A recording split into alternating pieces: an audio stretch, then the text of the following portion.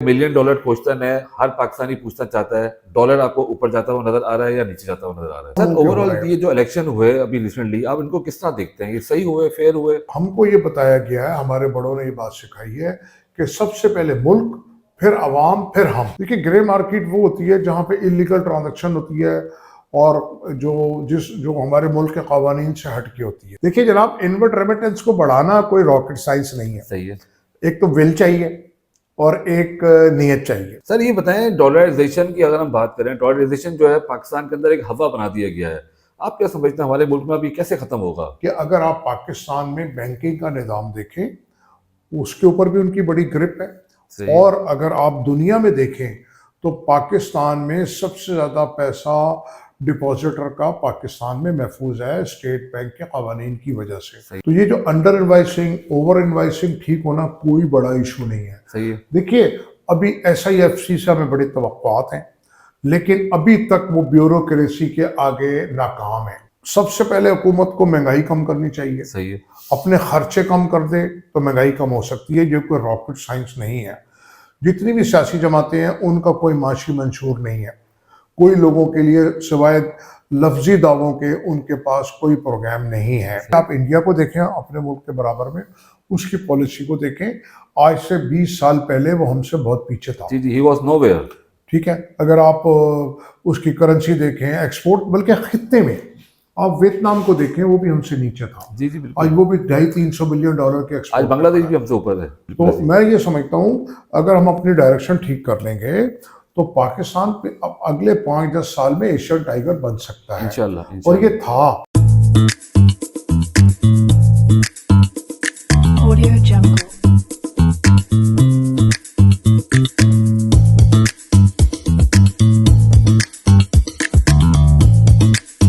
Audio Jungle.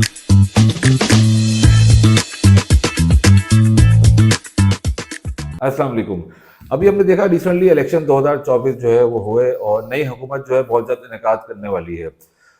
आजकल हर कारोबार के अंदर एक ही टॉपिक जो है ज़ेर बहस है कि डॉलर का आखिरकार क्या होगा। इसी सिलसिले में आज हम मौजूद हैं ऑल पाकिस्तान एक्सचेंज कंपनी के जनरल सेक्रेटरी, माहिर तजियाकार भी हैं और प्राचा एक्सचेंज के CEO भी हैं, ज़फ़र प्राचा साहब। इनसे बात करते हैं और इनसे पूछते हैं इनको डॉलर का क्या फ्यूचर नज़र आ रहा है। अस्सलाम वालेकुम सर, कैसे हैं आप? खैरियत से? ठीक ठाक हैं? अल्लाह का शुक्र है, आप सुनाएं। अल्हम्दुलिल्लाह, बिल्कुल ठीक ठाक। सर, सबसे पहले जो है मिलियन डॉलर क्वेश्चन है, हर पाकिस्तानी पूछना चाहता है, डॉलर आपको ऊपर जाता हुआ नजर आ रहा है या नीचे जाता हुआ नजर आ रहा है? देखिए जनाब, बात यह है कि जो इस वक्त पाकिस्तान के फाइनेंशियल क्रीडेंशियल्स हैं वो बहुत बेहतरीन है। सही है। और जो इस वक्त केयर टेकर गवर्नमेंट ने जो काम किया है अंडर द आर्मी चीफ और उनकी टीम, सही है। उन्होंने बहुत बेहतरीन काम किया है। ठीक है। जब पिछली PDM की हुकूमत गई तो डॉलर तकरीबन 330-40 रुपए के ऊपर था। सही है। तो इसी तरह जो हमारी रेमिटेंसेस थी वो ग्रे मार्केट में चली गई थी। हमारी एक्सपोर्ट की पेमेंट्स ग्रे मार्केट में चली गई थी। स्मगलिंग का जोर जोरा था। सही है। और न सिर्फ फॉरेन एक्सचेंज स्मगल हो रहा था, हर किस्म की स्मगलिंग चल रही थी, चीनी की, चावल की, बिल्कुल ऐसी है। गंदम की। और ट्रेड बेस स्मगलिंग और ट्रेड बेस मनी लॉन्ड्रिंग उरूज पे थी। सही है। तो अब इस वक्त हम देखते हैं कि 340-50 रुपए से डॉलर वापस आ गया है 280 रुपए पे। पेट्रोल की प्राइसेस तकरीबन नीचे आ गई हैं 60 रुपए से 70 रुपए के सही करीब। है। और जो आपका यूरिया खाद है या कमोडिटीज़ हैं, चीनी, चावल, सबके रेट कम हो गए हैं कि एडमिनिस्ट्रेटिव मेजर्स की वजह से। सही है। तो स्टॉक एक्सचेंज ने आपका बेहतरीन 75 साल तारीख का रिकॉर्ड रिकॉर्ड बनाया तोड़ है। दिया। और जो स्टॉक एक्सचेंज में लिस्टेड कंपनीज हैं उनके अगर आप प्रॉफिट्स देखें तो वो जो हिस्ट्री के हाई हैं। बिल्कुल सही है। चाहे उसमें बैंक्स हों, सीमेंट कंपनीज हों, ऑटोमोबाइल हो, कोई भी आप देखें तो उनके जो प्रॉफिट्स हैं वो उनके कैपिटल से कहीं ज़्यादा है, कई गुना। बिल्कुल सही है। तो जो इस वक्त पॉलिसीज चल रही हैं, अगर इनका तसलसल बरकरार रहा, जो कि लगता है रहेगा, क्योंकि जो एक दो बड़ी सियासी जमातें हैं उन्होंने ये कहा है कि हम SIFC को आइन में का तहफ़्फ़ुज़ देंगे। सही है। तो इस अगर यही तसलसल चलता रहा तो मुझको तो ये डॉलर जो है ना नीचे नज़र आता है बजाय ऊपर बढ़ने के। सही है। लेकिन अगर इन पॉलिसीज़ का तसलसल बरकरार नहीं रहा तो फिर कोई वजह नहीं है कि डॉलर का रेट ऊपर बढ़ जाए। वो इसलिए कि हमने इस साल तकरीबन 20 से 25 बिलियन डॉलर वापस करने हैं। बिल्कुल सही है। कर्ज़ों की मद में, सूद की अदायगी की मद में, या जो हमने बॉन्ड्स इशू किए हुए उसकी मद के अंदर। सही है। तो इस वक्त बहुत एहतियात से काम लेने का वक्त है। इसके साथ साथ आपकी तवज्जो मैं एक बात की तरफ जी, जी। ले जाना चाहूँगा कि इस वक्त हमारी जितनी भी सियासी जमातें हैं उनमें से बदकिस्मती से कोई भी कौमी सतह की कोई भी जमात नहीं है। बिल्कुल जो सही है। थी वो वापस हो गई ड्यू टू जो उनकी जो कारकर्दगी है जी, उससे जी। अवाम मायूस है। इस दफ़ा हमने देखा कि इलेक्शन में टर्नआउट कम रहा। बिल्कुल एज़ तो कम्पेयर 2018 के। जी 2018 की निस्बत 10 से 12% कम कम रहा। रहा। जी, जी। हालांकि वोटर्स भी बढ़े हैं और वोटर्स के साथ साथ जो जवान यंग जनरेशन जो है। यंगस्टर जो हैं जी, वो जी। नए आए, उसके बावजूद टर्नओवर कम रहा। जी, जी, बिल्कुल ऐसे ही है। तो मैंने ओवरऑल इलेक्शन वाले दिन मैं कई टीवी चैनल्स पे भी था और कई जो बाहर की टीम आई हुई थी उनके साथ भी मैं रहा। तो मैंने ये देखा जो गहमा गहमी होती है वो नहीं थी और मुख्तलिफ किस्म की अफवाहें गश्त कर रही थी कि जनाब कि जी दोपहर के बाद वोट नहीं डालने दिया जाएगा, ये नहीं दिया जाएगा। उससे पहले भी एक सोशल मीडिया और मीडिया के ऊपर एक कंपेन चली हुई थी। हर आदमी पूछता था मेरे से, भाई इलेक्शन हो रहे हैं? तो मैं उनसे ये कहता था जी बिल्कुल हो रहे हैं और आज की तारीख तक तो मैं फर्म सर हूँ कि हो ओवरऑल रहे हैं। ये जो इलेक्शन हुए अभी रिसेंटली आप इनको किस तरह देखते हैं? ये सही हुए, फेयर हुए? देखिए जनाब, बात यह है कि हमारी जो सियासी जमातें हैं इनको तो रोने की आदत है। सही है। जिसको वोट पड़े हैं, जिसको सीट्स मिली हैं, वो भी रो रहा है। आज तक सैटिस्फाइड कोई भी नहीं हुआ कोई कभी भी भी। नहीं हुआ। बिल्कुल ऐसे ही विश है। लिस्ट बहुत बड़ी है। जी, जी। क्योंकि आप इनसे ये पूछें जो ये कह रहे हैं कि इलेक्शन फेयर नहीं हुए, उनसे ये मालूम करें कि भाई आपकी कारकर्दगी क्या है। सही है। एक जमात कहती है नया पाकिस्तान, जो उसने बेड़ा गर्क करा 3.5 साल में, वो सबके सामने है। बिल्कुल ऐसे ही है। एक जमात कहती है जी वोट को इज्जत दो। तो भाई वोट को इज्जत दो, आप वोटर को भी तो इज्जत दो ना। बिल्कुल ऐसे ही है। देखिए इस वक्त मेन स्ट्रीम के अंदर 3 जमातें हैं, तीन जिसमें से एक ने 3.5 साल हुकूमत की, बाकी 75 साल से किसी न किसी शक्ल में चले आ रहे ऐसे हैं। ही है। तो हर शख्स ने इस मुल्क का बेड़ा गर्क करने में भरपूर किरदार अदा किया। बिल्कुल कोई शक नहीं है। अगर हम पिछली गवर्नमेंट्स को देखें और एक नए पाकिस्तान को देखें 3.5 साल में, तो उन्होंने जो कर्जा लिया 3.5 साल में, उन्होंने पूरे कर्जों का 78% लिया। बिल्कुल ऐसे ही है। इतना मगर बड़ा वो कर्जा। हमेशा सफाई देते रहे कि हमने कम लिया। नहीं, ये तो मैं अब रिकॉर्ड की बात कर रहा सही हूँ। है। देखिए मैं सुनी सुनाई बात नहीं कर रहा, मैं तो रिकॉर्ड की बात कर रहा हूँ कि एक प्रोग्राम में शौकत तरीन साहब भी थे। मैंने उनसे कहा आपने, किसी ने कहा उनसे 80% लिया है, वो बोले नहीं हमने 79 लिया। सही है। चले मैं कहता हूँ मैंने और एहतियात से काम लिया, 78% लिया। सही है। फिर जो पीडीएम की हुकूमत आई उसने उससे 1.5 गुना ले लिया। अब जो केयर टेकर गवर्नमेंट आई है ये उसने कदरे कम लिया है कंपैरेटिवली। सही है। तो बात यह है कि वो जो कर्ज लिया जा रहा है, अवाम पे बोझ डाला जा रहा है और हर आने वाला दिन अवाम के लिए कल से बुरा है। बिल्कुल। तो महंगाई का दौरा है, सांस का और जिस्म का रिश्ता रखना महाल हुआ है। इस एज कम्पेयर देखें तो केयर टेकर बेहतर है ना। जी केयर टेकर बेहतर रहे। देखिए केयर टेकर गवर्नमेंट में महंगाई कम हुई, स्टेबिलिटी रही। सबसे बड़ी बात स्टेबिलिटी आई। सबसे बड़ी बात कि जो एक अफरा तफरी थी मुल्क में, इधर धरना उधर धरना, बिल्कुल, एक माहौल बना दिया गया है। सियासी जमातों का मेन एजेंडा ये है कि आप मसले को जिंदा रखें ऐसे ही है। और मसले को जिंदा रखें तो उनकी भी सियासी जो जिंदगी है उनकी भी कायम रहती है। बिल्कुल। अब ये एक बड़े अलमिए की बात है कि आप बेनज़ीर कार्ड दे दें, किसान कार्ड दे दें, सेहत कार्ड दे दें। भाई आप क्यों नहीं पॉलिसीज को ठीक करते? बिल्कुल। सेहत सबके लिए, खुराक सबके लिए, अमन व अमान सबके लिए। आपने जो IPPs बनाए हुए हैं, जिसको हमको डिस्कोस कहते हैं, कोई कुछ कहते हैं, उसके जो मेन बेनिफिशियरी हैं ये जो हुकूमतों में बैठे हैं वो लोग हैं। वो उसके जो मुआहदे हैं वो दुनिया में ऐसे कहीं पे भी नहीं है। ब्लैक होल है आपकी इकोनॉमी के लिए, कि उसके उनमें जो आप कैपेसिटी चार्जेस देते हैं वो भी इन डॉलर्स। भाई हम कहीं यूरोप में बैठे हैं, कहीं अमेरिका में बैठे हैं, कि आप यहाँ बैठ के डॉलर्स के अंदर पेमेंट कर रहे हैं, चाहे वो बिजली बनाए ना बनाए। ये कभी आपने सुना है कि कोई कारखाना चले या ना चले, बिल्कुल ऐसी है। आपने उनको पेमेंट करनी है।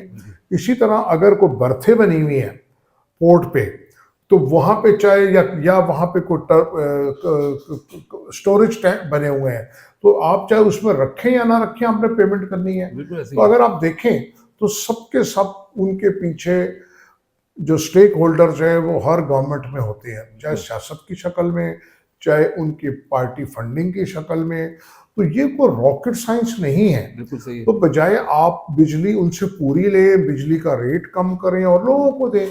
देखिए मैं एक कारोबारी तबके से ताल्लुक़ रखता हूँ और इंडस्ट्री भी चलाता हूँ, कंस्ट्रक्शन का काम भी करता हूँ, फॉरेन एक्सचेंज का भी काम करता हूँ, लेकिन मैं कभी भी अपनी ज़ात के लिए बात नहीं करता। क्योंकि बदकिस्मती ये है, हमारा कारोबारी तबका ख़ास तौर पे एक्सपोर्टर्स, उनकी विश लिस्ट कम नहीं होती, बढ़ती जाती है। और वो मुझे- वही बात करते हैं जिसमें उनका काम चलता है। जी वही बात करते हैं। जी जी। तो मैं कभी ये बात नहीं करता। देखिए बात वो करनी चाहिए मासेस के लिए। हमको ये बताया गया है, हमारे बड़ों ने ये बात सिखाई है कि सबसे पहले मुल्क, फिर अवाम, फिर हम। बिल्कुल ऐसी है। तो और सादा अल्फाज में नई नस्ल के लिए है कि हमारी ये सोच होनी चाहिए कि आवर डीएनए इज पाकिस्तान। बिल्कुल ऐसी है। और बदकिस्मती ये है और कि इस तरह का ब्रॉटअप, इस तरह का माइंडसेट बन गया है, और जो इस वक्त लोग डोमिनेट कर रहे हैं वो भी इसी माइंडसेट के हैं कि उनको अपने राइट्स याद हैं, ड्यूटी किसी को याद नहीं है। बिल्कुल ऐसी है। ठीक है। अब जैसे हमने केयर टेकर गवर्नमेंट की बात की, पहली दफा उन्होंने आपका जो टैक्स पेयर है वो 6.5 मिलियन पे ले गए, सही है। 2-2.5 मिलियन से। ये बहुत बड़ी बात है। बिल्कुल ऐसी है। टैक्स टू जीडीपी बढ़ा, टैक्स टू आपका जो टैक्स टू जीडीपी बढ़ा, आपका एलएसएम बढ़ा, और आपका जीडीपी बढ़ा।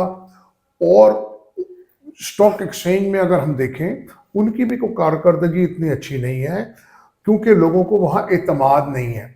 क्योंकि जो लोग इन्वेस्टमेंट लेके जाते हैं और जब वो वापस आते हैं तो उनके पास कुछ नहीं होता। बिल्कुल जो सही है। ब्रोकरेज हाउस है वो मल्टी बिलियनर बन गए हैं। तो उसकी वजह जो है, उसकी वजह से हमारा जो जीडीपी है वो भी कम है। अगर हम ये देखें कि हम अपना जीडीपी की इन्वेस्टमेंट देखें स्टॉक एक्सचेंज में, तो जी, जी। 0.2% है। सही है। बाकी दुनिया में हम देखते हैं तो 18-20%, 25% है। बिल्कुल ठीक तो है। वजह यह है कि वो स्टॉक मार्केट को भी हमको ठीक करने की जरूरत है, और इस गवर्नमेंट ने किया है। इस गवर्नमेंट ने या अच्छा, स्टॉक एस्टैब्लिशमेंट मार्केट की ने। आप बात करना, हमने देखा कि इंडेक्स तो काफी ज्यादा बूस्टअप हुआ, मगर उस हिसाब से शेयर्स लिमिटेड ही बूस्ट हुए हैं। मतलब चंद एक सेक्टर जो है उन्होंने बूस्ट किया, बाकी इंडेक्स ही शायद बूस्ट हुआ। क्योंकि जनाब बात यह है कि जिन कंपनीज ने कारकर्दगी दिखाई है, उन कंपनीज के शेयर्स के प्राइसेस बढ़ी हैं। सही है। अभी भी कहने वाले ये कहते हैं कि हमारा जो स्टॉक मार्केट है वो अंडर वैल्यू है। लेकिन एक खुश आइंद बात यह है कि पिछले 6-8 माह से जो हम मार्केट में सीसा देखते थे कि अप डाउन, जी, जी। वो एडमिनिस्ट्रेटिव मेजर्स की वजह से कंट्रोल में है। इसी ओके। तरह फॉरेन एक्सचेंज मार्केट में, इंटरबैंक मार्केट में, ओपन मार्केट में जो इस वक्त हालात हैं, अगर आप 1-1.5 साल पहले चले जाएं जो कि इससे कम खराब हालात थे, तो इंटरबैंक के अंदर 20 रुपए, 15 रुपए डॉलर ऊपर नीचे होता था। सही है। और इंटरबैंक और ओपन मार्केट का डिफरेंस जो था वो 15-15, 18-18% का था। सर आप इंटरबैंक ओपन मार्केट की बात कर रहे हैं, हमने हमेशा बचपन से ये सुना कि इंटरबैंक ओपन मार्केट 2 मार्केट्स हुआ करती थी, मगर अभी पिछले कई वर्षों से हमने देखा कि ग्रे मार्केट का बहुत ज्यादा जिक्र जो है वो ज़ेरे बहस रहता है। बेसिकली ग्रे मार्केट क्या चीज होती है ये?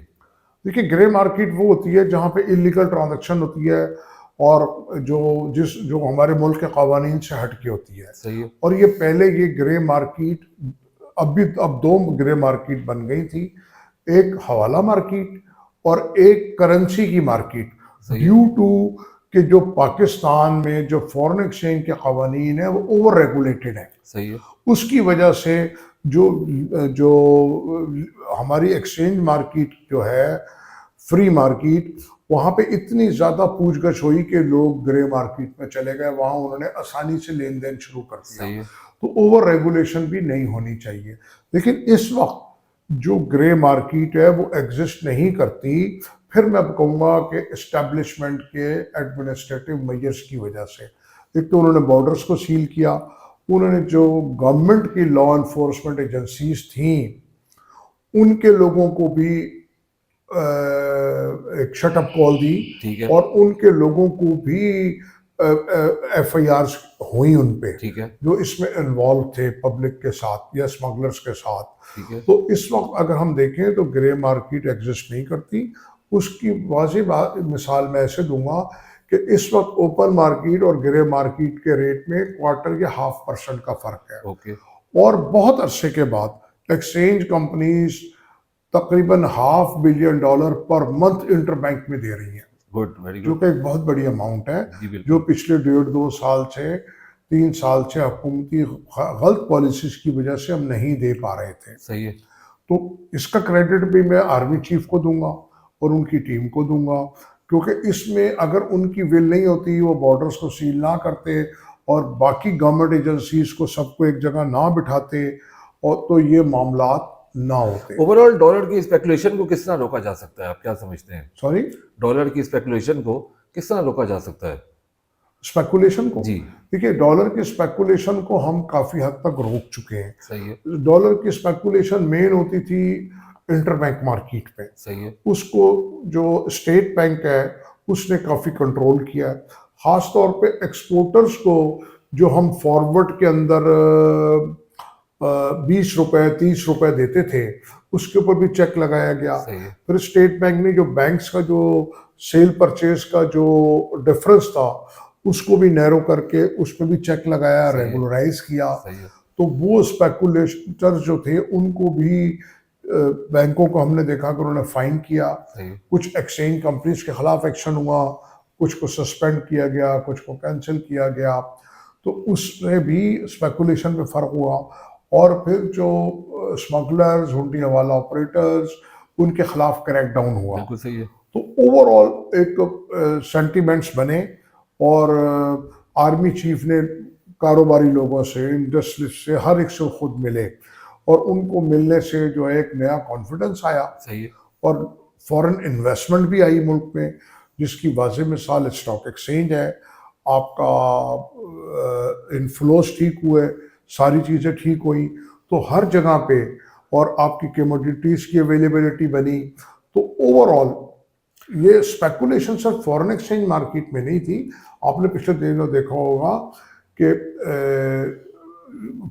यूरिया खाद में भी थी, चीनी में भी थी, चावल में भी थी, बिल्कुल ऐसी ही कि है, सही है। माफियाज हर जगह चले गए थे। बिल्कुल ऐसी है, तो बिल्कुल अब ऐसी है। उसकी वजह से काफी चीजें बेहतर हो बेहतर गई होना हैं। शुरू हो गई। अब आने वाली हुकूमत की जिम्मेदारी बनती है कि वो अब मुल्क के लिए कुछ करे। बिल्कुल। अपने लिए तो उन्होंने बहुत कुछ कर लिया, क्योंकि देखिए वर्ल्ड बैंक की एक रिपोर्ट है कि आपके मुल्क में जितने भी कानून बनते हैं उसमें जाती फायदे के लिए बनाए जाते हैं। जो बनाने वाला सर है, अब ये भी बात है ना, बिल्कुल हम लोग जो है ना एक कॉर्नर पे खड़े होंगे, अब जरूरत भी है हमें बेहतरी के लिए। सर वो कौन से तरीके हैं जिससे इनवर्ड डॉलर रेमिटेंस को बढ़ाया जा सकता है?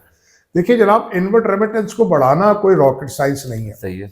एक तो विल चाहिए और एक नीयत चाहिए, सही है। जो कि हमारे हर जगह, मैंने जैसे आपसे कहा कि वर्ल्ड बैंक का मैं बात का सहारा यूं लूंगा कि मेरी ताकि पकड़ ना हो जाए। वर्ल्ड बैंक ने जो कहा है कि हमारे जितने भी कानून साजी है सही। वो जाती फायदे के लिए होती है। देखिए एक्सचेंज कंपनीज बनी 2003 में और 4 में। सही है। उससे पहले आपकी जो रेमिटेंसेज आती थी वो पिछले 30-40 साल से बैंकों को इंसेंटिव और रिबेट देने के बावजूद भी उनकी कोई कारकर्दगी नहीं थी। सही है। तो एक्सचेंज कंपनीज आई और रेमिटेंसेज बढ़ना शुरू हो गई। ओके। तो फिर बैंकों ने बीच में एक मिलजुल के एक PRI बनाया, पाकिस्तान रेमिटेंस इनिशिएटिव। ठीक है। तो वो जो हमारे पास मनी ट्रांसफर MTOs थे, उन्होंने हम, यानी कि हुकूमत ने हमसे लेके बैंकों को दे दिया, सही है। और विद इंसेंटिव और रिबेट जो हम लोग फ्री ऑफ कॉस्ट काम करते सही थे। है। तो उस वक्त अब यानी कि उस PRI के अंदर जो हम डॉलर की कॉस्ट उनको पे कर रही है हुकूमत बैंक्स को और बाहर की मनी ट्रांसफर कंपनीज को, ठीक है। जिनमें ज़्यादातर मनी ट्रांसफ़र कंपनीज इंडियन है, ओके यानी कि वो चंद मिलियन की कंपनीज थी, अब वो कई बिलियन की बन गई ओके हैं, सिर्फ और सिर्फ पाकिस्तान से रिबेट और इंसेंटिव सही लेके। है तो एक तो बात ये हो गई। सही है दूसरी बात यह है कि जितनी भी मनी ट्रांसफ़र कंपनीज हैं, मैं इक़दामात की बात करूँगा जी जी कि तमाम मनी ट्रांसफ़र कंपनीज, तमाम बैंक्स के पास, तमाम एक्सचेंज कंपनीज के पास अक्रॉस द बोर्ड होनी चाहिए, सही है नंबर वन। और जो भी रिबेट और इंसेंटिव है वो सब बंद करके ओवरसीज पाकिस्तानी को देना चाहिए।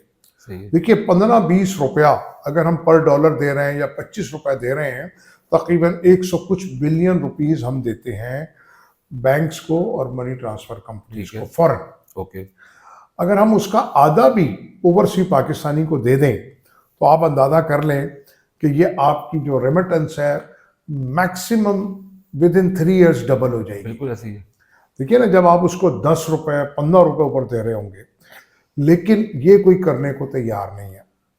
इसके साथ साथ मैं ये कहना चाहूँगा कि जो एक्सपोर्टर्स हैं आपके, अगर हम उनकी कारकर्दगी देखें, वो इंतहाई मायूस कुन है। हम उनको 30 से 35% रिबेट देते हैं सही है और वो अभी पिछले 20 साल से 20-25 के दरमियान फंसे हुए हैं।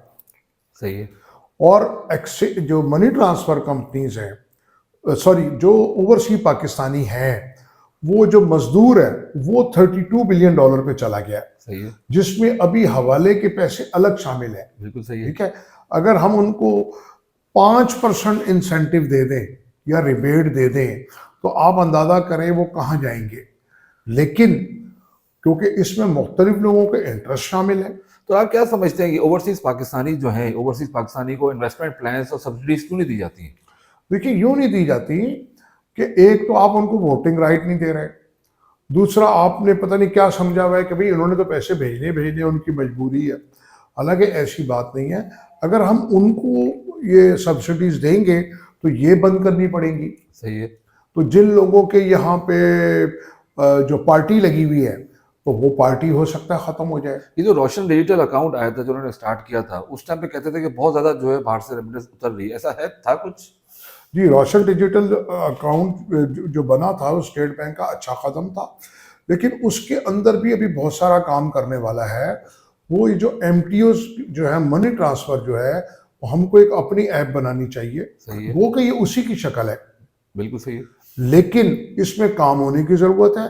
चाहे आप रोशन डिजिटल बना दें, चाहे आप कुछ बना दें, या मुख्तलिफ गवर्नमेंट ने स्कीम्स चालू की हुई हैं कि आप ड्यूटी के अंदर बचत ले लें, आप अगर प्रॉपर्टी खरीदते हैं तो उसमें, तो इन सब चीज़ों को बजाय जिग-जैग करने के आप डायरेक्ट इंसेंटिव दे दें। बिल्कुल जैसे मैंने एक्सपोर्टर्स की बात की जी जी जी कि बिल्कुल उनको जो आप 30 से 35% रिबेट और इंसेंटिव देते हैं, उनको आप बंद कर दें। ये मैं नहीं कह रहा कि बंद कर दें, उनको उसकी डायरेक्शन ठीक करें। जब उनकी रेमिटेंस आए बाहर से तो आप उनको उसी वक्त वो रिबेट दें, सही है उस वक्त दें। क्योंकि अभी क्या हो रहा है कि UNDP की रिपोर्ट है कि पाकिस्तान जो इशराफिया को जो फैसिलिटेट करता है, जो मराद देता है, वो 17.4 बिलियन है पिछले साल का dollar. Okay okay 17.4 billion dollars बहुत बड़े फिगर्स हैं ये तो पर एनम। वो ठीक है अब इस साल अब जो रिपोर्ट आएगी तो वो 19 बिलियन पे पहुंचा हुआ होगा। सही है तो अगर आप उसको आधा कर दें तो आपको कम से कम IMF से या दूसरे ममालिक से नए कर्जे नहीं लेने। बिल्कुल ऐसी है बिल्कुल ऐसी है ठीक है, और आप पिछले कर्जे उतारने की सूरत में आ जाएंगे। ऐसी है मैंने आपसे शुरू में कहा, पाकिस्तान के फाइनेंशियल क्रीडेंशियल्स बेहतरीन है, सिर्फ और सिर्फ मिसमैनेजमेंट है। हमें सही रुख तैयार करने की जरूरत है मेरे ख्याल ठीक है, रुख भी सही इख्तियार करना है, और जो हमारे मुल्क में लीकेजेस हैं, करप्शन है, और जो ये बदयांती है, वो ख़त्म करनी होगी।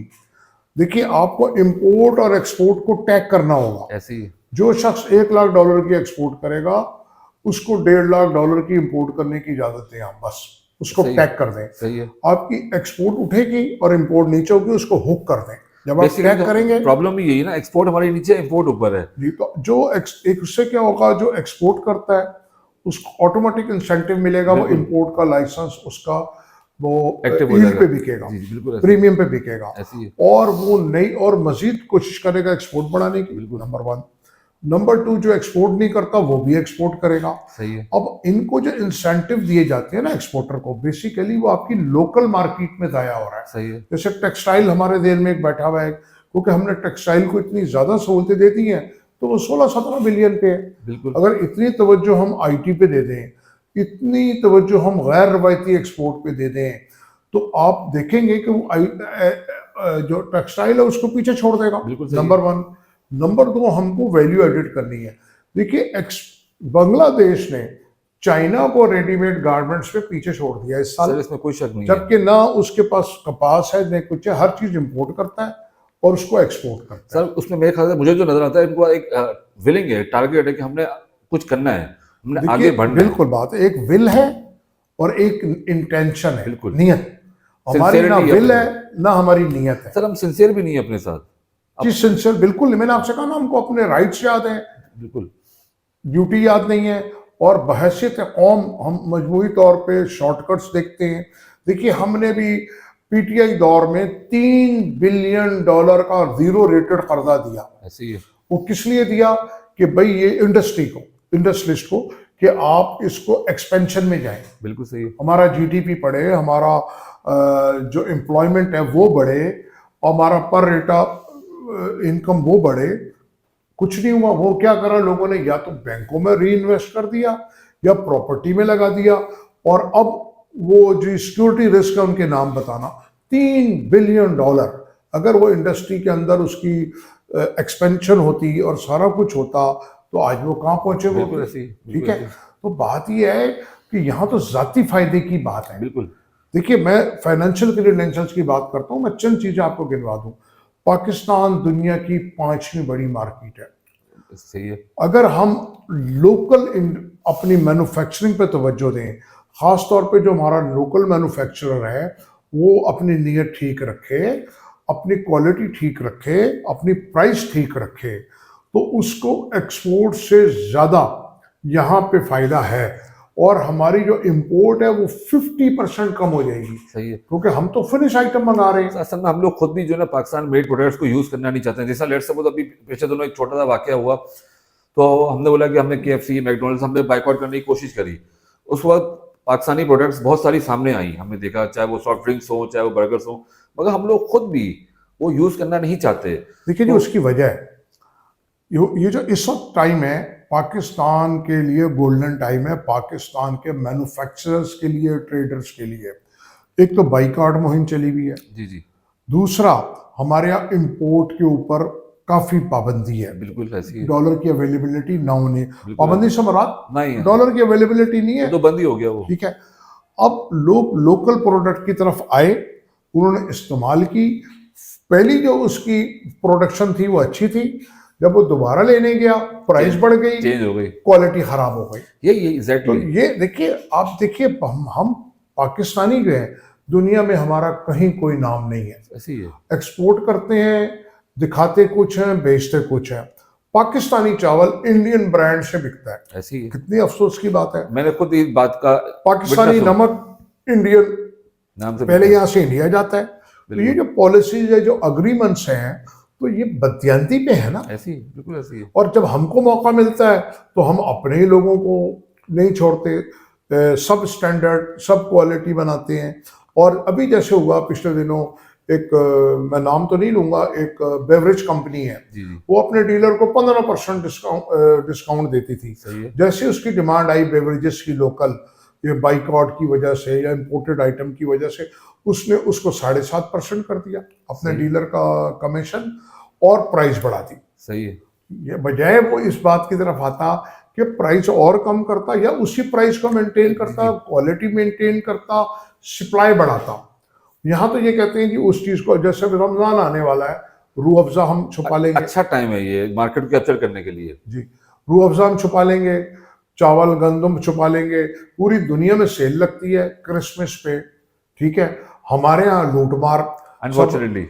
नमाज पढ़ के आएंगे और उसको फिर सबसे ज्यादा हमारी तादाद उम्रे की, हज की भी है, और लोगों को हम लूट मार करके और करके फिर हम हज उम्रे पे चले जाएंगे। बिल्कुल ऐसी है, तो ये दुआओं से या बददुआओं से कुछ नहीं होता, ऐसी है, आपको अपना अमल करने से कुछ होगा। बिल्कुल और इसीलिए हमारा कहीं पाकिस्तानी सिर्फ यहाँ से लूट के कमा के तो बाहर जाके प्रॉपर्टी खरीद सकता है, बिजनेस नहीं कर सकता। ऐसी है। आपका कोई ब्रांड, कोई नाम नहीं है। सर बिजनेस देखना जब चलेगा जब हमारी कहीं बाहर इज्जत होगी, हमें कोई पूछता है कोई नहीं है, क्योंकि इज्जत तो हमने अपनी खुद बनानी है ना। ये बेइज्जती, देखिए हर चीज की एक कीमत है। ऐसी है, इज्जत की भी कीमत है, बेइज्जती की भी कीमत है। बिल्कुल ऐसी है, इज्जत की कीमत है, आपने मेहनत करनी है, वैल्यूज करनी है, ईमानदारी करनी है।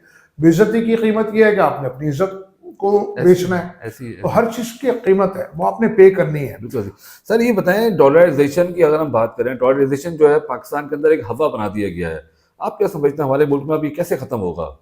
हर बंदा आजकल डॉलर की बात करता है। देखिए जनाब, बात यह है, ये कुदरती बात है। सही है, जिस चीज की शॉर्टेज होगी लोग उसके पीछे लगते हैं। अगर शेयर्स मार्केट बढ़ेगी तो सारे शेयर्स खरीद रहे होंगे। गोल्ड की शॉर्टेज आएगी, लोग गोल्ड खरीद रहे होंगे। चीनी, पेट्रोल, गंदम, लैंड, ये कुदरती बात है, डिमांड सप्लाई वाली। एक डिमांड सप्लाई होती है और एक पैनिक होती है, ये वर्ल्ड वाइड आप देखेंगे है। सही है, तो इस चीज़ों को मैनेज करने की ज़रूरत है। और फिर हमारे में नेशनल स्पिरिट नहीं है। अगर हम ये नहीं देखते कि हम डॉलर होल्ड करेंगे तो हमारे मुल्क को इससे क्या नुकसान जी, होगा, जी, बिल्कुल ऐसी और है, अगर मुझे वक्ती तौर पे 10 रुपए पर डॉलर बच जाएगा तो मैं उसके अगेंस्ट में 30-40 रुपए मुख्तलिफ हेड्स में दे रहा हूँ। बिल्कुल, तो ये सोच भी लोगों को एजुकेट करने की ज़रूरत है।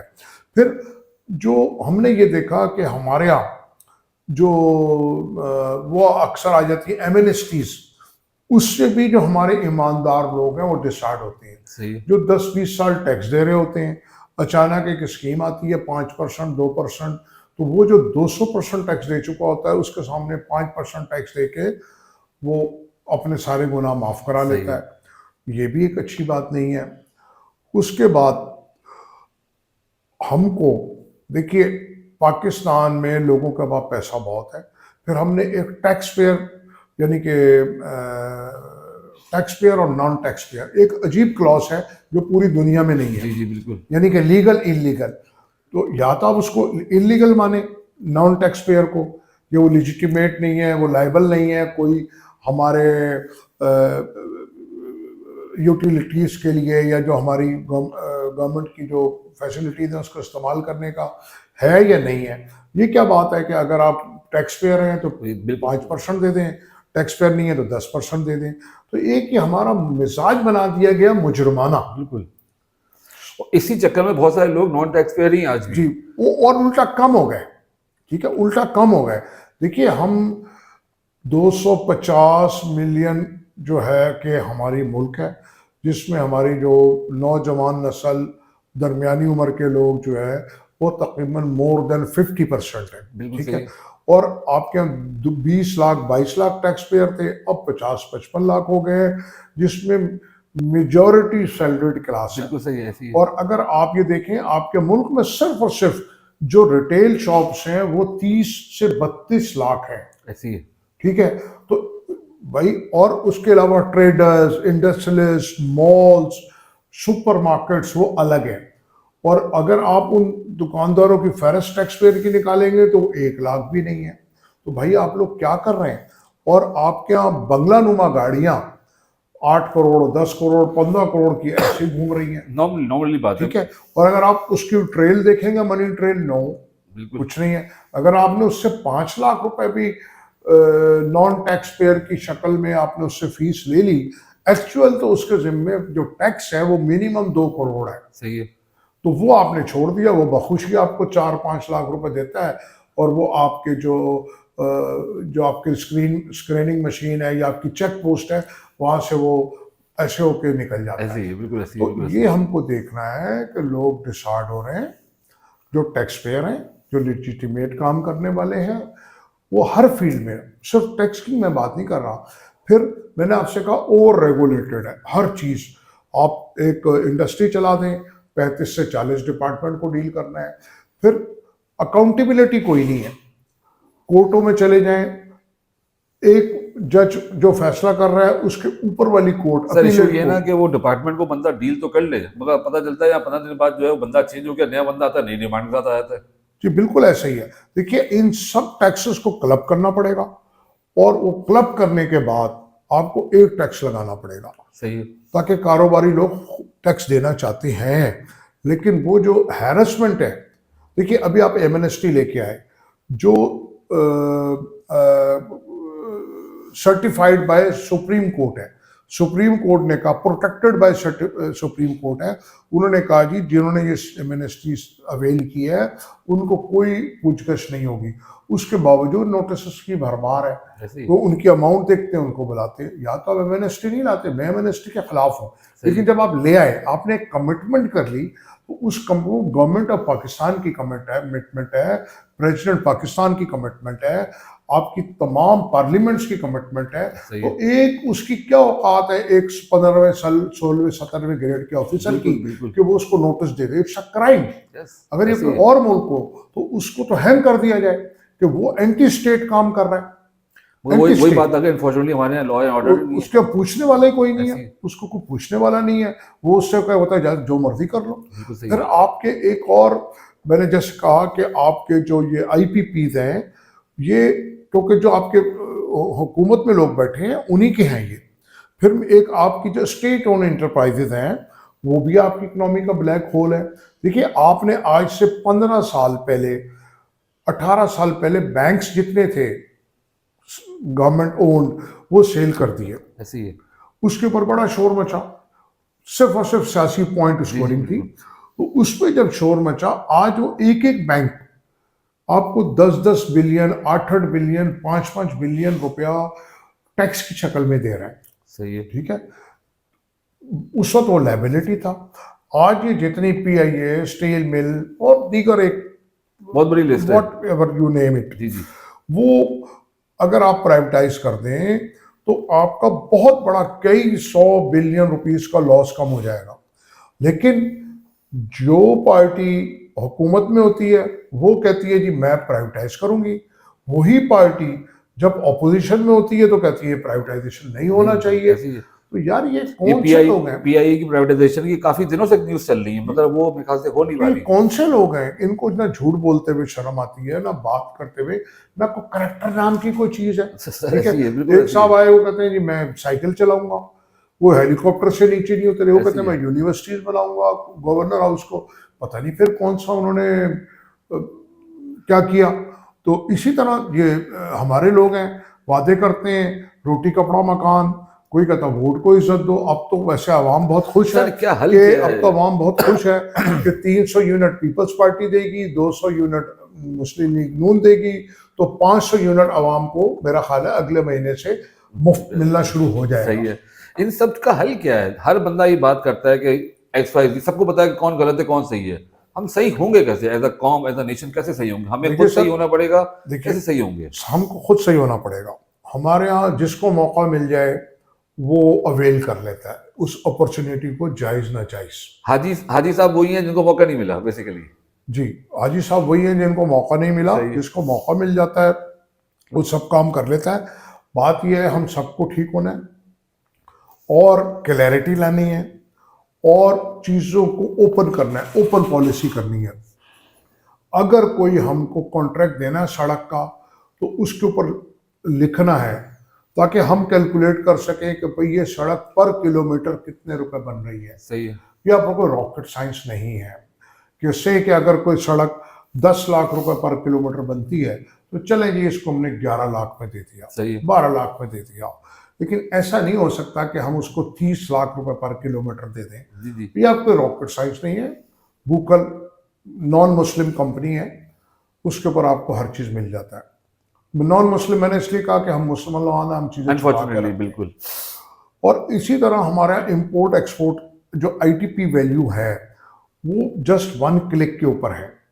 तो ये जो अंडर इनवाइसिंग, ओवर इनवाइसिंग ठीक होना कोई बड़ा इशू नहीं है। सही है। देखिए अभी SIFC से हमें बड़ी तवक्कुआत हैं, लेकिन अभी तक वो ब्यूरोक्रेसी के आगे नाकाम है। सही है। हमने ये देखा वो प्राइवेटाइज नहीं कर सके। फिर उन्होंने FBR में रिस्ट्रक्चरिंग की, जिसके ऊपर फौरी तौर पे 1 घंटे के बाद इलेक्शन कमीशन का वो आ गया नोटिफिकेशन या सही है। नोटिस कि जी आप केयर टेकर गवर्नमेंट है, आप कानून साजी नहीं कर सकते। सही है, 6 महीने में उन्होंने बहुत सारी कानून साजी की है। बिल्कुल सही है, तो सिर्फ क्योंकि वो एक माफिया के ऊपर हाथ डाला गया था, तो वहाँ फिर उसके बाद हमने देखा कि एक ब्यूरोक्रेट ने जाके स्टे ले लिया उस ऑर्डर के खिलाफ। सही है, भाई आप तो गवर्नमेंट एम्प्लॉय हो, सिविल सर्वेंट हो, तो आपका क्या काम गवर्नमेंट पॉलिसी के खिलाफ जाके स्टे लेना। बिल्कुल सही है, उसमें उसमें कोई रिस्ट्रक्चरिंग नहीं हुई, सिर्फ और सिर्फ ये हुआ है कि पॉलिसी विंग और ऑपरेशन विंग को अलग कर दिया गया। सही है, ये तो हर डिपार्टमेंट में हर जगह है कि पॉलिसी बनाने वाले अलग हैं, इम्प्लीमेंट करने वाले अलग हैं, कंप्लाइंस करने वाले अलग हैं, ऑडिट करने वाले अलग हैं। अगर आप एफबीआर में भी देखें या इनकम टैक्स में भी, उसमें भी कई महकमे बन चुके हैं, मॉनिटरिंग फलाना, तो इसमें कोई हर्ज नहीं था। बिल्कुल सही। सर हम दोबारा अपने टॉपिक पे आए हैं, ये बताएं कि स्टेट बैंक जो है एक पॉलिसी निकालता है, स्ट्रिक्टनेस दिखाता है, मगर आपने देखा कि वो स्ट्रिक्टनेस या वो पॉलिसी ज़्यादा दिन नहीं चल पाती, क्या वजह है इसकी, आप क्या समझते हैं?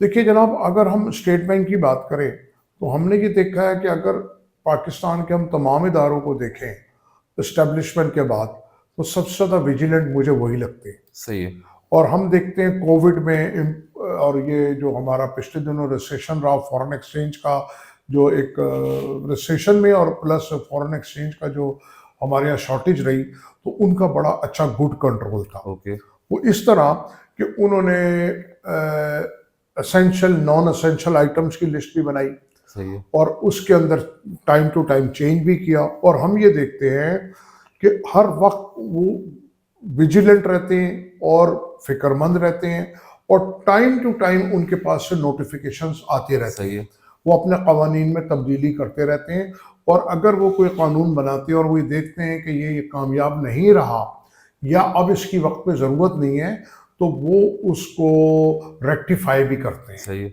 ऐसी बात नहीं है। तो अगर मैं समझता हूँ कि जो बेहतरीन काम कर रहा है वो स्टेट बैंक ही कर रहा है। ठीक है, प्रेशर्स होते हैं, लूप होल्स होते हैं, या बहुत सी कैलकुलेशन आगे पीछे हो सकती है, क्योंकि कोई भी चीज़ हरफ आखिर नहीं है सिवाय कुरान और हदीस के। बिल्कुल बेशक, तो इंसान कानून बनाता है, उसमें खामियां कमियां भी रहती हैं, लेकिन अगर हम कारकर्दगी देखें, आपके हिसाब से रिजल्ट ये बेहतर देखें, रही है, तो स्टेट बैंक के रिजल्ट्स, उनकी कारकर्दगी बहुत बेहतरीन है। सही है, उसके हवाले से मैं एक बात ये करना चाहूँगा कि अगर आप पाकिस्तान में बैंकिंग का निज़ाम देखें, उसके ऊपर भी उनकी बड़ी ग्रिप है। सही है, और अगर आप दुनिया में देखें तो पाकिस्तान में सबसे ज़्यादा पैसा डिपॉजिटर का पाकिस्तान में महफूज है स्टेट बैंक के कवानीन की वजह से। सही है, मैं आपको एक मिसाल देना चाहूँगा कि अभी कुछ दिन पहले, कुछ साल पहले कुछ बैंक बंद हुए, तो एक एक पाई लोगों को मिल गई। सही है, और उससे पहले थोड़ा अरसा पहले एक बैंक होता था BCCI, ओके, वो बंद हुआ। दुनिया में कहीं पैसे नहीं मिले। मैक्सिमम उनके डिपॉजिटर्स को या अकाउंट होल्डर्स को 20-25% मिला कहीं कहीं। ओके, पाकिस्तान में एक एक पाई मिल गई, और विद इन फ्यू डेज। सही है, तो पाकिस्तान में कोई बैंक अव्वल तो डिफॉल्ट नहीं करता, और अगर खुदा ना करे वो मर्जर या इस तरफ जाता है, आपका पैसा महफूज है लिक्विडेशन में या इसमें, तो सही। आपको कहीं कोई ऐसी बात नहीं मिलेगी। बल्कि मैं तो ये कहूँगा कि बहुत सारे इदारे, अगर आप स्टेट बैंक को उनका रेगुलेटर बना दें, सही है, आप देखेंगे वो भी कारकर्दगी बेहतरीन दिखाने लग पड़ेंगे। बिल्कुल सही है। ये बात सर आखिरी सवाल आपसे, हमारी ऑलमोस्ट गवर्नमेंट जो है आने वाली डिसाइडेड है, अब किसने जो है टेक ओवर करना है, आपको क्या उम्मीदें नजर आ रही हैं, हमारा मुल्क किस रुख पर अब होगा? इंटरेस्ट रेट के बारे में बताइएगा कि आपको नीचे नजर आ रहा है या ऊपर जाता नजर आ रहा है, और आप क्या मशवरा देना चाहेंगे गवर्नमेंट को कि आते साथ सबसे पहले क्या इकदाम करना चाहिए, क्या स्टेप्स लेने चाहिए? देखिए जी, सबसे पहले हुकूमत को महंगाई कम करनी चाहिए। सही है, अपने खर्चे कम कर दे तो महंगाई कम हो सकती है। ये कोई रॉकेट साइंस नहीं है। जितनी भी सियासी जमातें हैं उनका कोई माशी मंशूर नहीं है। कोई लोगों के लिए सिवाय लफ्जी दावों के उनके पास कोई प्रोग्राम नहीं है। सही है, और इस वक्त सबसे पहले आसान तरीका यह है कि वो अपने खर्चे कम करें, उनको होल्ड करें, काबीना का साइज छोटा करें, अपनी जो सेनेट की कमेटीज हैं उनको कम करें। उनके ऊपर अगर वो ये चीज़ें ठीक करते हैं तो फौरी तौर पे आवाम को रिलीफ आएगा। ठीक है, दूसरा, उसके साथ उनको चाहिए कि इस वक्त एक मिसाक मईशत करें। सही है, अपने लिए तो उन्होंने मिसाक जमहूरियत किया, अपनी उन्होंने सेहत खूब बनाई, सही है, और अभी जो कानून साजी हुई 1.5 साल में या उससे पहले, उसमें उन्होंने अपने केसेस माफ़ कराए, किसी ने अपने कर्जे माफ़ कराए, जी बिल्कुल। और कुछ नहीं हुआ, अवाम के लिए कुछ नहीं हुआ। एक्चुअल टारगेट तो यही था ना उस टाइम पे। एक्चुअल टारगेट जो था उन्होंने अचीव किया जी बिल्कुल। वो। और अभी भी अगर वो पाकिस्तान के लिए कुछ नहीं करते तो फिर पाकिस्तान के लिए बहुत टाइम है आगे, अल्लाह ना करे। क्यों कि पाकिस्तान इंटरनेशनल एस्टेब्लिशमेंट के भी नज़र हुआ है, इंटरनेशनल पॉलिटिक्स की नज़र भी हुआ है, और जो एंटी स्टेट एलिमेंट है इनसाइड एंड आउटसाइड पाकिस्तान, उसकी भी नज़र हुआ है। क्योंकि पाकिस्तान की जो खूबसूरती है, जो उसकी जोग्राफियाई सूरत हाल है, जो वो एक तरह की जो हमारी खूबसूरती है वो हमारे गले पड़ गई है। बिल्कुल ऐसी। हमारी जो सराउंडिंग है या जो हमारे पास सी पैक है, गवादर पोर्ट है, वो इस वक्त हमारे लिए मुसीबत बन गई है। तो अगर हम कोई यहाँ से 100-200 डिग्री पाकिस्तान के साइड पे होता तो हम बहुत सुकून से होते। सही है। तो हमने प्रॉक्सी वॉर भी लड़ी मजबूरन। अभी टेररिज्म का हम शिकार हैं क्योंकि प्रॉक्सी वॉर अभी भी चल रही है। आप क्या, प्रॉक्सी वॉर यहाँ बैठ के ईरान भी लड़ रहा है, यूएई भी लड़ रहा बिल्कुल है, सही है। सऊदिया भी लड़ रहा है, अमेरिका भी लड़ रहा है, कोई किसी के नेम प्लेट के साथ है। जी जी बिल्कुल। आपका जो गल्फ है पूरा वो यूरोप या अमेरिका को रिप्रेजेंट जी करते बिल्कुल हैं। ऐसी है। तो और फिर मैंने जैसे आपसे कहा कि जो गवादर पोर्ट है, जो दुनिया की गहरी तरीन बंदरगाह है कुदरती, और एक तरह का वो सेंटर है, आपको सेंट्रल एशिया भी के करीब भी है, चाइना को भी लगता है, तो वो भी मगर सर हमारे वो लिए सी एक पैक प्रॉब्लम और है। गवादर पोर्ट जो है आपको नजर आ रहा है कि एक्टिवेशन के करीब करीब है कि हाँ दोबारा देखिए एक्टिवेशन, गवादर पोर्ट एक्टिव तो है। मतलब एक जिस तरह होना चाहिए सी पैक को, जिस तरह देखिए बात यह है, हमने जो मुआहदे किए हैं लोगों से वो बददियानती की बुनियाद पे किए हैं। चाइना, मैं ये समझता हूँ, मैं उसके बारे में ना शहद से मीठा ना समुंदर से गहरा, मैं उसको नहीं मानता। सही है। देखिए चाइना सिर्फ और सिर्फ अपने मतलब और मफाद का है। सर ऑब्वियसली मुल्क अपने मफाद के लिए होता है। भी होते हैं लेकिन कोई देखिए हमने भी उनके लिए बहुत कुछ किया है। ये फिर आप इसको दोस्ती ना कहें ना, फिर आप इसको ट्रेड कहें ऑब्वियसली या अपॉर्चुनिटी कहें, अपॉर्चुनिस्ट कहें ना फिर आप ऐसी इसको। है। देखिए सी पैक, चाइना सबसे बड़ा उसका बेनिफिशियरी चाइना है, सही है। ठीक है। वो ये कहता है कि जी ये आप मेरे से कर्ज भी मैं दे रहा हूँ आपको, बिल बना के देता है, लेबर भी उसकी है, सब कुछ उसकी है, और कमर्शियल लोन महंगा तरीन। एक मिसाल चाइना का हाथों जो मुल्क बर्बाद हुआ है वो श्रीलंका की है। सही है। देखिए यूरोप या अमेरिका, हमारी एक तो हमारी पॉलिसीज जो है खारजा पॉलिसीज, उसमें भी एक तसलसल होना चाहिए। ये नहीं कि अगर पीपल्स पार्टी की हुकूमत आ गई तो शिया लॉबी की वजह से उनके ईरान से ताल्लुकात हो जाएं, सही है। दूसरी हुकूमत आ गई तो वो सऊदी अरब की तरफ चले जाए, सही या है। हार्ड कोर को आ जाते हैं, या कोई अगर मिडल आ जाते हैं तो वो यूएई की तरफ चले जाए। तो ऐसा नहीं होना चाहिए। सही है। हमारी बैलेंस पॉलिसी होनी चाहिए, ना अमेरिका, ना रशिया, ना जो हमारे यूनाइटेड, मुल्क के लिए बेहतर हो वो पॉलिसी वो होनी होनी चाहिए। चाहिए। आप इंडिया को देखें अपने मुल्क के बराबर में, उसकी पॉलिसी को देखें, आज से 20 साल पहले वो हमसे बहुत पीछे था, जी जी, ही वॉज नोवेयर। ठीक है। अगर आप उसकी करेंसी देखें, एक्सपोर्ट, बल्कि खित्ते में आप वियतनाम को देखें, वो भी हमसे नीचे था। जी जी बिल्कुल। आज वो भी $250-300 बिलियन के आज एक्सपोर्ट, बांग्लादेश भी हमसे ऊपर है। बांग्लादेश ऊपर है। तो बात ये, हमको अपनी पॉलिसीज ठीक करनी है, अपनी डायरेक्शन ठीक करनी है, लेकिन सबसे पहले हमको अपने खर्चे कंट्रोल करने हैं। देखिए आपके रिकॉर्ड रेवेन्यू आ रहा है, रिकॉर्ड, अब इस रेवेन्यू को डबल कर लें तब भी आपका हाथ यूं होगा मांगने वाला, जब तक कि आप अपने खर्चे कंट्रोल नहीं करेंगे। क्यों? ये वो खर्चे हैं जो नाजायज़ खर्चे हैं, शाहाना खर्चे हैं, और ऐसी ऐसी आपके यहाँ वारदातें हैं कि आप देखें तो आपका ज़हन परेशान हो जाए। देखिए अवाम के ऊपर उसको मसाइल में लगा दिया गया है ताकि उस तरफ ना देखे। अब आपके मुल्क में आज क्या हो रहा है, आज फिर धरने शुरू हो गए हैं। सर हम असल में बेसिक नेसेसिटीज में ही फंसे हुए ना, आवाम तो बेसिक भी चीज़ें फंसी है, गैस नहीं आ रही, बिजली नहीं है, पानी नहीं है, हम तो इससे बाहर आज तक सोच ही नहीं पा रहे। अगर हम कहीं अब्रॉड ट्रैवल करें, वहाँ जाके हम ये सब बातें बताएं कि हम कहाँ फंसे हुए हैं, वो हैरानगी होते हैं कि आप लोग अभी तक यहीं फंसे हुए हैं। देखिए एक जैसे एक जमात है पीटीआई की मैं बात करूँगा, उसको इतनी सीट्स मिली हैं, ठीक है, उसको अगर उसको केपीके में मिली है तो उसको शोर शराबा वहाँ पे भी करना चाहिए। फिर अब ये क्या बात है, वो कहता मैं IMF को खत लिखूंगा, क्या ये गद्दारी नहीं है? सही बात, बिल्कुल एग्री। ठीक है, ये क्या गद्दारी नहीं है? ये बहुत बड़ी बात है। सही। उससे पहले जब उनकी हुकूमत थी पंजाब में और केपीके में उन्होंने खत लिख दिया IMF को कि हम लोन नहीं पे करेंगे। What nonsense. यानी कि अगर आपको और भी जमाते हैं, जी जी ठीक है, बिल्कुल। फिर अगर हम ये कहेंगे कंपैरेटिवली तो उन लोगों ने हरकत नहीं की। बेनजीर की शहादत हुई, जरदारी साहब ने कहा पाकिस्तान खपे।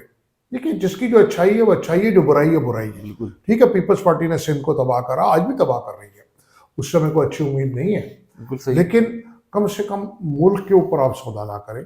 नवाज शरीफ के साथ भी ये हुआ, लेकिन उसने नहीं कहा कि आप टैक्स ना दें, इन्होंने कहा जी आप टैक्स ना दें, आप इन्होंने तो हर वाले चीज से को मना टैक्स ना कर दिया लगाएं। था ना, ईच एंड एवरीथिंग, कि अब जो जिस तरह मुल्क को नुकसान पहुंच सकता है 9 मई वाला वाकया देखना है इन्होंने। जी बात ठीक है। तो ये बातें गैर मुनासिब है, पाकिस्तानी बन जाए।